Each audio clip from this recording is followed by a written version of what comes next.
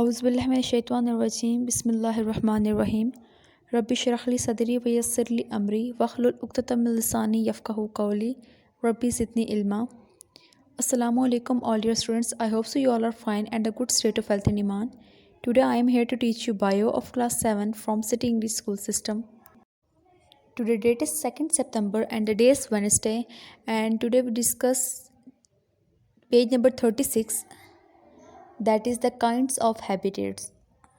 Okay students, in our previous lecture I will tell you the definition of habitat. मैंने आपको previous lecture में habitat की definition explain कर दी थी. What is habitat?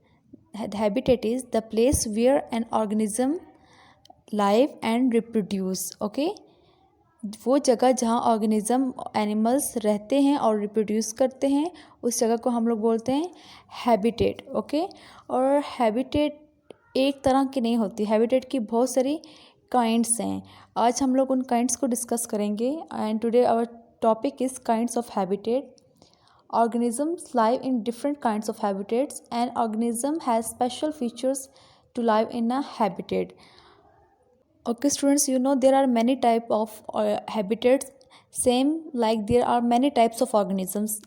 आपको पता है कि बहुत सारे टाइप्स के ऑर्गेनिज़म्स होते हैं और हर ऑर्गेनिज़म हर टाइप का एनिमल्स अपने टाइप के इन्वायरमेंट में रहता है. तो वो जो इन्वायरमेंट है उस इन्वायरमेंट को हम लोग बोलते हैं habitat. Okay, for example fishes कहाँ रहती हैं? वाटर के अंदर. तो वाटर एरिया फिशेस का हैबिटेट है, उनका इन्वायरमेंट है. इस तरह हर चीज़ अपने अपने इन्वायरमेंट में अपने अपने एरिया में रहती है जहाँ पे वो सर्वाइव कर सकती है और उस चीज़ का वो एरिया उसका हैबिटेट है. ओके, आज हम लोग 4 हैबिटेट्स को डिस्कस करेंगे. And today our first habitat is the grassland habitat. Grassland is a very grassy windy partly dry area. ये बहुत ड्राई एरिया होता है. This areas receive a medium amount of rain. The soil found here is very fertile. Grasses are the producer in the grassland habitat. Okay, आपको first जो grassland की diagram नज़र आ रही है, जो आपको पिक्चर नज़र आ रही है, इस इन्वायरमेंट को, इस हैबिटेट को हम लोग ग्रासलैंड हैबिटेट बोलते हैं. ये बहुत ही ग्रासी होता है और ड्राई एरिया होता है. ओके, और यहाँ पे रेन भी मीडियम अमाउंट में होती है. मीन्स यहाँ पे बारिशें पूरा साल नहीं होती हैं. यहाँ पे लिमिटेड अमाउंट में बारिशें होती हैं और वो जो पानी होता है उसको ज़मीन अपने अंदर एब्जॉर्ब कर लेती है. ओके, मोस्टली ग्रेजिंग एनिमल्स वो होते हैं जो घास खाते हैं इस तरह के. For examples like sheep, goats, cows, antelopes, buffaloes and deer are the few examples that are found in the grassland. ये वो एग्जांपल्स हैं गाउस, गोट्स, एंटीलोप्स, शीप्स के जो ग्रासलैंड हैबिटेट में होते हैं, जो यहाँ पाए जाते हैं. A few flash eaters like cheetahs, foxes, wolves, and a few birds like owls, eagles, hawks, etc. are also found in this habitat.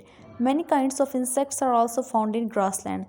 यहाँ पे आपको बहुत सारे एनिमल्स का भी बता दिया है जो ग्रासलैंड हैबिटेट में पाए जाते हैं और बहुत सारे बर्ड्स का भी बता दिया है. And many kinds of insects, बहुत सारे जो इंसेक्ट्स हैं वो भी इस सॉइल में, इस एरिया में, इस हैबिटेट में पाए जाते हैं. तो that is all about the grassland habitat. Now the second is the pond habitat.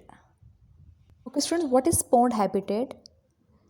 Actually pond habitat is a area of fresh water. ये एक fresh water area होता है and that is still or not moving. ये वो area होता है pond जो still एक जगह पे पानी होता है, खड़ा होता है, लेकिन ये मूव नहीं करता. And it is surrounded by a land, और ये लैंड के सराउंडिंग एरिया पे होता है. Okay, so come on the characteristic. A pond is an aquatic habitat which is rich in life. Plants like algae, duckweed, water lily are found in water. ये वो plants हैं जो water में, जो इस habitat में पाए जाते हैं.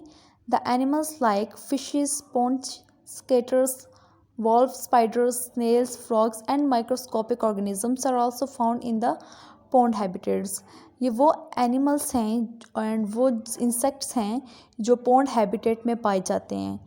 Okay, in the pond habitat there is a large amount of water. इस पॉन्ड हैबिटेट में वाटर की अमाउंट बहुत ज़्यादा होती है. And the third is the desert habitat. What is desert habitat? Desert से आपको जो पिक्चर को देख के पता चल गया होगा कि डेजर्ट किसको बोलते हैं? सहरा को बोलते हैं. ओके, अब इस सहरा का इन्वायरमेंट है, सहरा का. Okay, so what is desert habitat? Desert are the driest land areas. Desert क्या होता है, बहुत ड्राई होता है लैंड एरियाज़ में, और यहाँ पे बारिशें बहुत ज़्यादा कम होती हैं। They receive very little rainfall, rain water quickly drains away due to the sandy soil. इस एरिया को बहुत ड्राई एरिया भी कहा जाता है क्योंकि ये एरिया बहुत ड्राई होता है, खुश्क होता है, इसी वजह से इसको सहरा बोला जाता है। यहाँ पे टेम्परेचर भी बहुत ज़्यादा होता है और यहाँ पे बारिशें जो होती हैं वो बहुत लिमिटेड अमाउंट में होती हैं, और अगर हों भी तो वो जो वाटर है वो सॉइल फ़ौरन अपने अंदर एब्जॉर्ब कर लेती है उस वाटर को।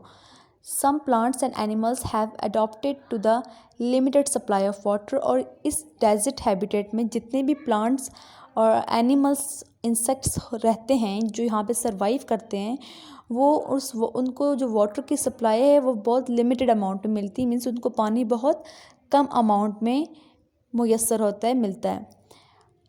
Cacti, euphorbia, lizard, snakes, kangaroos, rats, camels etcetera are found in a desert habitat. अब कैंगरू, रैट्स, कैमल, स्नेक्स, ये वो इंसेक्ट्स और वो एनिमल्स हैं जो डेजर्ट एरिया में पाए जाते हैं। ओके, इसके अलावा और भी बहुत सारे ऐसे एनिमल्स, ऐसे बर्ड्स, इंसेक्ट्स हैं जो डेजर्ट एरिया में, जो सहरा में पाए जाते हैं, जो सहरा में रहते हैं, बट इनको पानी बहुत कम अमाउंट में मिलता है और डेजर्ट में टेम्परेचर बहुत ज़्यादा होता है। Okay, now come on the fourth kind, and the fourth one is the rain forest habitat.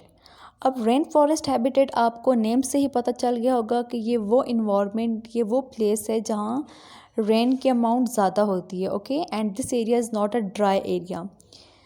Rain forest are always wet. Wet का मतलब होता है गीला, मीन्स कि इस एरिया में ज़्यादातर बारिशें होती हैं और ये एरिया मोस्टली गीला रहता है। They receive rain the whole year. इस एरिया में, रेन फॉरेस्ट एरिया में, हैबिटेट में सारा साल बारिशें होती हैं।